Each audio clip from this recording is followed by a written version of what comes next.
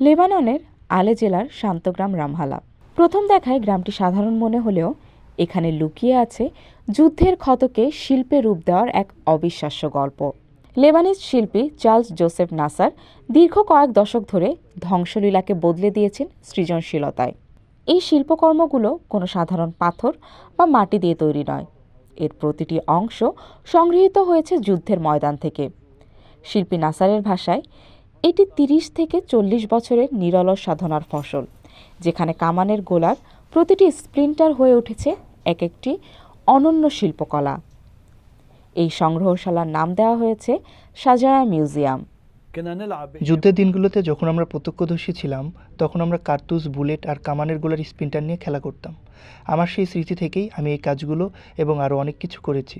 সত্যি বলতে, আমি শিল্প প্রদর্শনীর আয়োজন করতাম এবং সেগুলো বিক্রি করতাম। যখন আমরা এই জায়গা ছেড়ে চলে যাই, সেই ক্ষতটা ছিল অনেক গভীর, যা আমার জীবনকে ব্যাপকভাবে প্রভাবিত করেছিল। আমি সেই যুদ্ধের প্রতি এক ধরনের প্রতিশোধ নিতে চেয়েছিলাম, যা আমাকে আমার নিজের এবং পূর্বপুরুষদের ভিটেমাটি থেকে দূরে সরিয়ে দিয়েছিল। আমরা টানা ২৫ বছর বৈরুতে ছিলাম। বৈরুতেও যুদ্ধ চলতেই থাকলেও আমরা সেসব মনে রাখতে চাই না বা মানুষকে মনে করিয়ে দিতেও চাই না। তবে যুদ্ধের সময় আমি নিজে কী করেছিলাম তা আমি মনে রাখতে চাই। আমি মৃত্যু আর ধ্বংসের সরঞ্জামগুলোকে শিল্পকর্মে রূপান্তরিত করেছি। মিউজিয়ামটি সাজানো হয়েছে অদ্ভুত এক শৈল্পিক ভাবনায়। এখানকার ইনডোর এবং আউটডোর প্রদর্শনীতে যেমন আছে মনোমুগ্ধকর এক গুহা গ্যালারি, তেমনই আছে ধাতব পাতের তৈরি নজর করা এক ট্রি হাউস। প্রতিটি কোণ জানান দেয় শিল্পীর অসীম ধৈর্য আর সংগ্রামের কথা। এই পথ চলা সহজ ছিল না।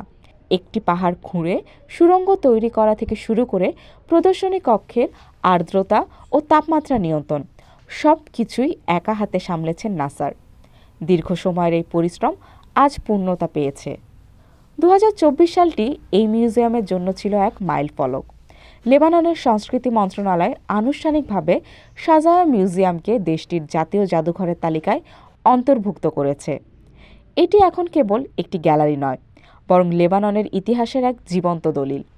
সাধারণ দর্শনার্থীদের কাছে এটি এক বিস্ময়। এক স্কুল শিক্ষিকা তার অভিজ্ঞতা থেকে জানান, এই মিউজিয়ামটি লেবানিজদের দীর্ঘদিনের বেদনাকে ধারণ করে আছে এবং সেই কষ্টকে রূপান্তর করেছে আশার বাণীতে। চার্লস জোসেফ নাসার আমাদের দেখিয়েছেন যে ধ্বংসস্তূপ থেকেও জীবনের জয়গান গাওয়া সম্ভব। ঘৃণা আর যুদ্ধের ক্ষত মুছে ফেলার নামই হয়তো শিল্প।